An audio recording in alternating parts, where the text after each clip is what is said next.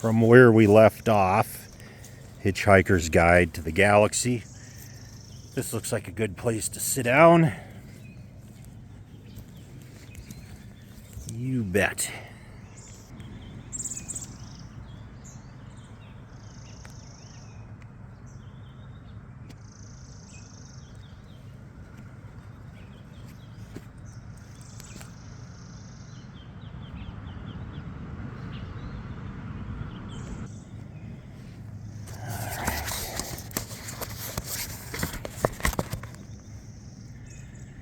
As soon as a predetermined quantity had been consumed, the final loser would have to perform a forfeit, which was usually obscenely biological.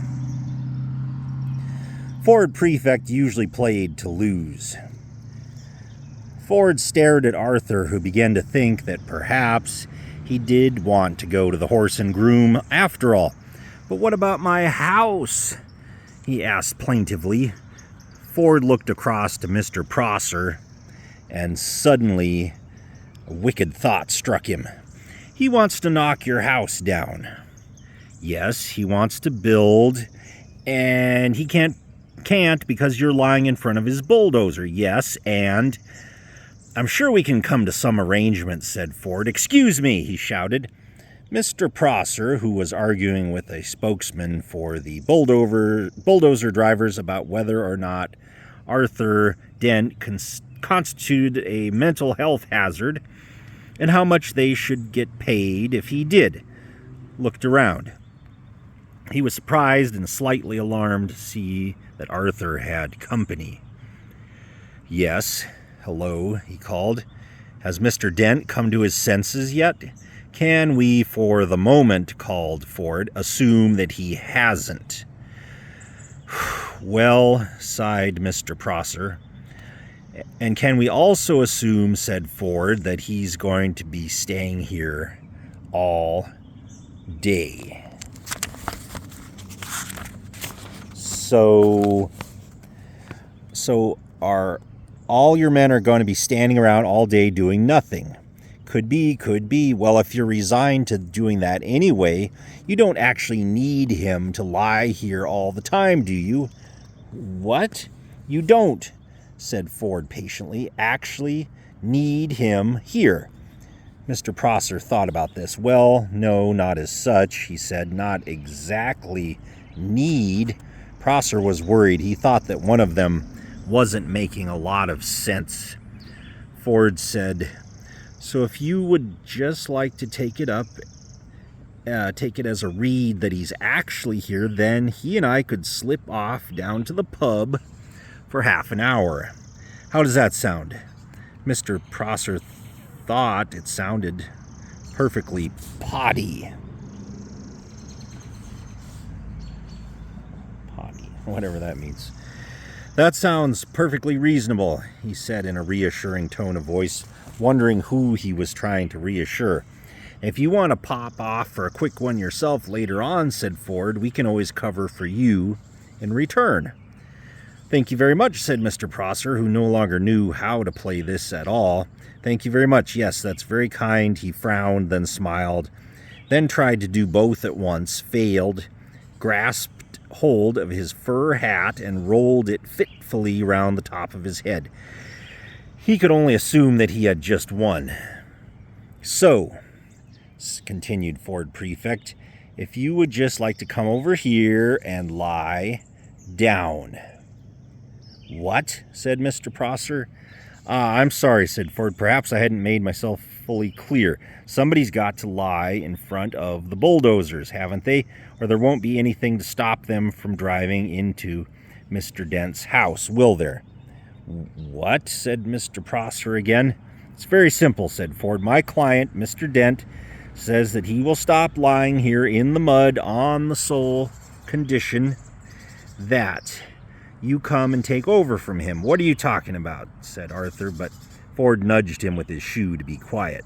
"You want me," said Prosser, spelling out this new thought to himself, "to come and lie there. Yes, in front of the bulldozer. Yes. Instead of Mr. Dent. Yes, in the mud. in, as you say, the mud. As soon as Mr. Prosser realized that he was substantially the loser after all, it was as if a weight lifted itself off his shoulders. This was more like the world as he knew it. He sighed. In return for which you will take Mr. Dent with you down to the pub. That's it, said Ford. That's it. Exactly. Mr. Prosser took a few nervous steps forward and stopped. Promise, he said. Promise, said Ford, and turned to Arthur. Come on, he said. Get up and let the man lie down. Arthur stood up, feeling as if he was in a dream. Ford beckoned to Prosser, who sadly, awkwardly sat down in the mud. He felt that his whole life was some kind of dream, and sometimes he wondered whose it was and whether they were enjoying it. The mud folded itself round the bottom and his arms and oozed into his shoes. Ford looked at him severely. And no sneaky knocking Mr. Dent's house down while he's away, all right?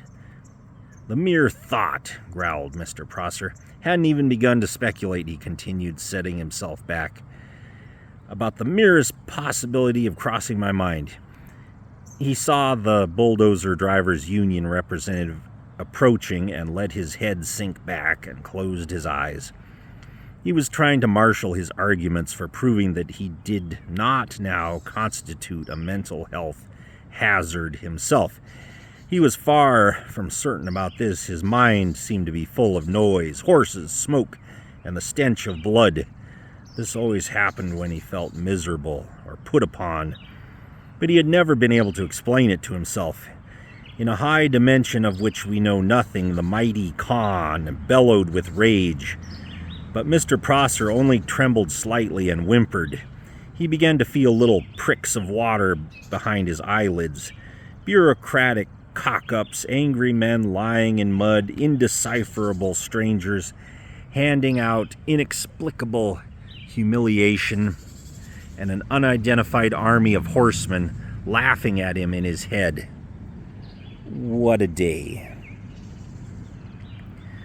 What a day. Ford Prefect knew that it didn't matter a pair of dingoes' kidneys whether Arthur's house got knocked down now or not. Arthur remained very worried. But can we trust him, he said. Maybe I'd trust him to the end of the earth, said Ford. Oh, yes, said Arthur. And how far is that? About 12 minutes away, said Ford. Come on. I need a drink.